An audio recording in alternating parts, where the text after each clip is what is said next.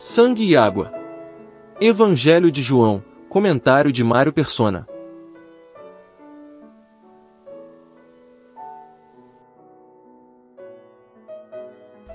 Na cena da crucificação, o soldado fere com a lança o corpo morto de Jesus e dali saem sangue e água. O sangue nos limpa da culpa do pecado e a água representa a purificação da corrupção que o pecado causa em nós. Já ouviu falar do hino Rocha Eterna? No original inglês, o seu autor expressou muito bem o que chamou de dupla cura. Numa tradução literal, a primeira estrofe seria mais ou menos assim: Rocha eterna, ferida por mim, quero refugiar-me em ti. Que a água e o sangue do teu lado ferido me sirvam de dupla cura, salvando-me da ira e purificando-me do pecado.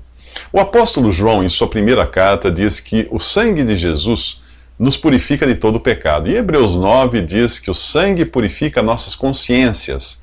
Hebreus 10 diz para nos aproximarmos de Jesus com um verdadeiro coração e inteira certeza de fé, tendo os corações purificados da má consciência e o corpo lavado com água limpa.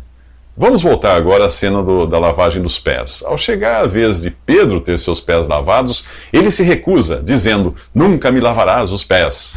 Mas a resposta do Senhor o faz mudar de ideia: se eu te não lavar, não tens parte comigo. A expressão parte comigo tem o sentido de andar junto com Jesus, ter comunhão com Ele. Imediatamente Pedro muda de ideia e vai ao outro extremo: Senhor, não só os pés, mas também as mãos e a cabeça. A resposta de Jesus nos ensina muita coisa. Aquele que está lavado não precisa lavar senão os pés, pois no mais todo está limpo. No Antigo Testamento, o sacerdote era lavado uma vez da cabeça aos pés, quando era consagrado para o sacerdócio e para o serviço do templo. Depois disso, ele precisava lavar apenas as mãos e os pés para entrar na presença de Deus.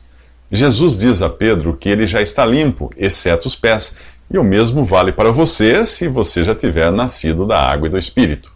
Pedro aprendeu a lição, pois mais tarde em sua epístola ele escreve que somos de novo gerados pela palavra de Deus.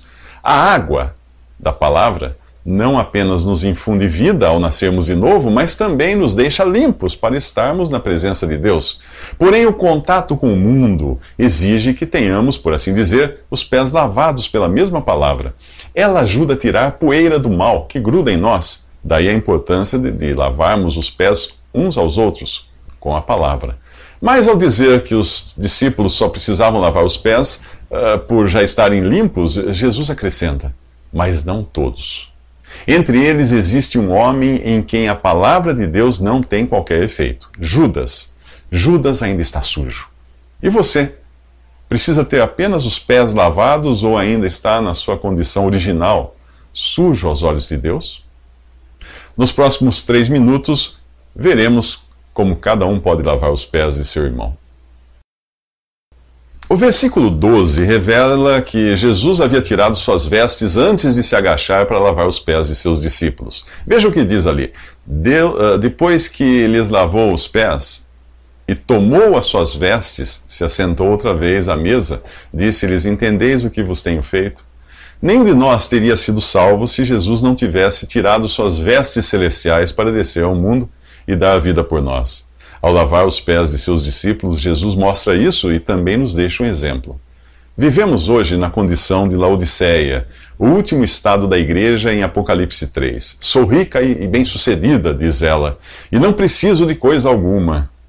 Realmente assim é, se nós considerarmos os números, os templos e as realizações daquilo que é identificado como cristandade.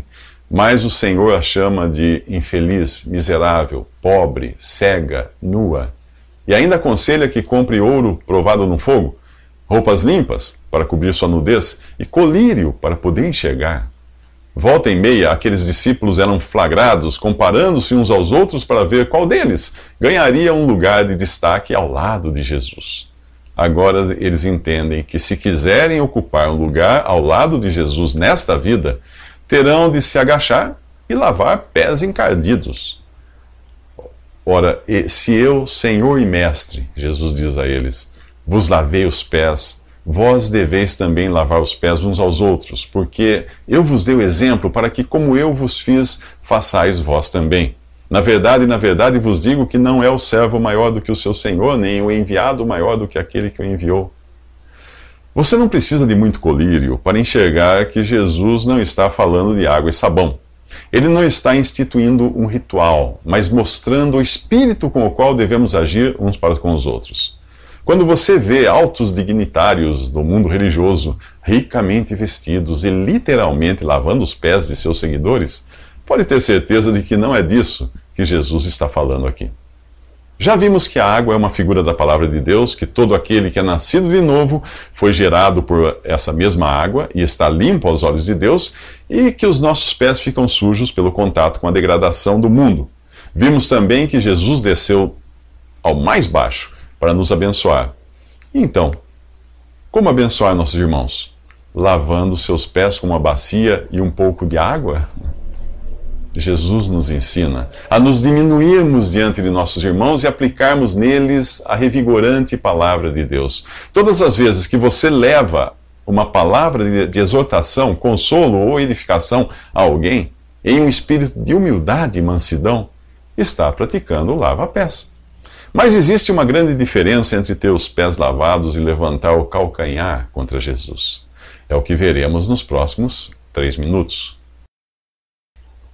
Ao lavar os pés dos discípulos, Jesus revela fazer isso porque apenas os seus pés precisavam ser limpos do contato com o mundo. No mais, todos estavam limpos por terem sido gerados de novo pela palavra de Deus, exceto um, Judas. Aqui nós vemos um apóstolo que recebeu privilégios iguais aos dos outros, porém em quem a água da palavra não tem qualquer efeito. Judas andou com o Senhor, mas tinha outra agenda. O seu pensamento e propósitos estavam focados no que ele poderia lucrar seguindo a Jesus.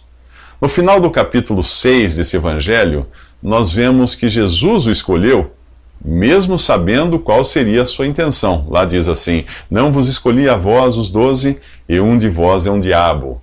E isso dizia ele de Judas Iscariotes, filho de Simão, porque este o havia de entregar, sendo um dos 12. À semelhança daqueles descritos no capítulo 6 de Hebreus, Judas foi iluminado, provou o dom celestial, se fez participante do Espírito Santo e provou a boa palavra de Deus e os poderes do mundo vindouro, só que faltou crer, que é a condição essencial para ser salvo. Era impossível alguém assim ser renovado para o arrependimento. Depois de lavar os pés de seus discípulos, inclusive de Judas, Jesus revela existir ali um traidor, para que os outros possam identificá-lo quando chegar a hora. Ele cita a profecia do Salmo 41, escrita 1000 anos antes. Até o meu próprio amigo íntimo, em quem eu tanto confiava, que comia do meu pão, levantou contra mim o seu calcanhar. Jesus diz: desde agora vou-lo digo antes que aconteça, para que quando acontecer acrediteis que eu sou. Ele usa novamente aqui a expressão que Jeová usou ao se revelar a Moisés: eu sou. Trair a Jesus é trair o próprio Deus. Quem faz isso não fica impune. Os discípulos nem imaginam quem é o traidor, e isso demonstra o quanto Judas era parecido com os outros apóstolos. Ninguém desconfiaria dele, como muitos hoje nem desconfiam dos lobos vestidos de cordeiro, infiltrados nos templos e canais de rádio e TV. Mas Jesus faz um alerta: quem receber aquele que eu enviar a mim me recebe, e quem me receber a mim, recebe aquele que me enviou.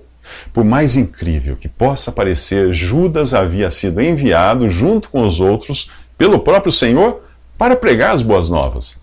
Se você se recusa a crer em Jesus por causa dos picaretas que estão por aí pregando o Evangelho, saiba que, para Deus, essa desculpa não cola. Você é convidado a crer em Jesus, o Salvador, e não em quem prega, em quem fala desse nome. Ao referir-se aos falsos pregadores, Paulo escreveu: mas que importa? Contanto que, de toda maneira, ou por pretexto, ou de verdade, Cristo seja anunciado. Nisto me regozijo. Nos próximos 3 minutos, o diabo entra em Judas. Olha, esqueça o quadro A Santa Ceia, de Leonardo da Vinci. Naquela época e lugar, as pessoas não se sentavam em cadeiras, e muito menos todas do mesmo lado da mesa. Elas sentavam-se no chão, em almofadas ou bancos baixos, diante de uma mesa também baixa. Sentado assim, na diagonal, encontramos João reclinado sobre o peito de Jesus. Pedro faz um sinal a João para que pergunte a Jesus quem seria o traidor. Jesus revela a João que o traidor é aquele a quem ele dará um pedaço de pão molhado, talvez em azeite ou no molho da refeição. Tudo indica que isso foi falado em voz baixa, pois ninguém mais escutou. Existe um lugar onde podemos escutar melhor o que Jesus tem a nos dizer. Esse lugar é bem perto dele. Ali nós escutamos o que outras pessoas não escutam e nós entendemos também o que os outros não entendem. Todos na sala interpretaram o gesto de Jesus como uma expressão de seu apreço por Judas. Mas João sabe que é justamente o contrário. Até aqui, Judas andou seguindo a influência de sua própria vontade e do diabo. A partir de agora, o diabo passa a ter total controle sobre ele. O primeiro salmo diz que bem-aventurado é o homem que não anda segundo o conselho dos ímpios, nem se detém no caminho dos pecadores, nem se assenta na roda dos escarnecedores. Perceba que existe um processo: andar, parar e sentar. Todo erro e transgressão começa quando escutamos os ímpios e evolui ao nos determos em seus caminhos. Quando menos esperamos, já estamos sentados em sua roda, como companheiros deles. Não podemos evitar que o diabo nos influencie por meio de coisas, pessoas ou pensamentos, mas podemos evitar nos deter nessas coisas, pessoas ou pensamentos. Se você se desviar 1 grau de sua rota, o ângulo irá se abrir até que lá na frente você acaba quilômetros do seu destino original. Ao acalentar pensamentos sugeridos pelo diabo, Judas acaba se tornando companheiro dele e é totalmente dominado.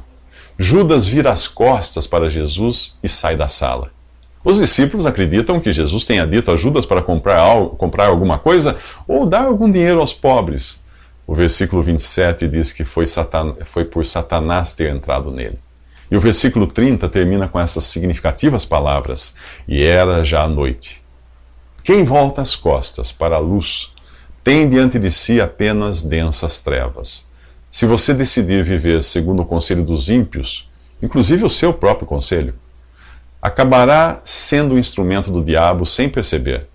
Mas, se permanecer reclinado sobre o peito de Jesus, em íntima comunhão com ele, você descobrirá coisas que os outros ignoram.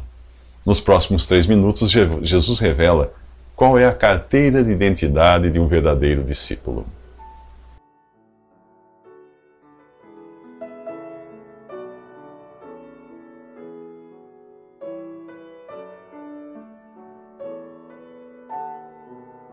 Visite Respondi.com.br. Visite também 3minutos.net.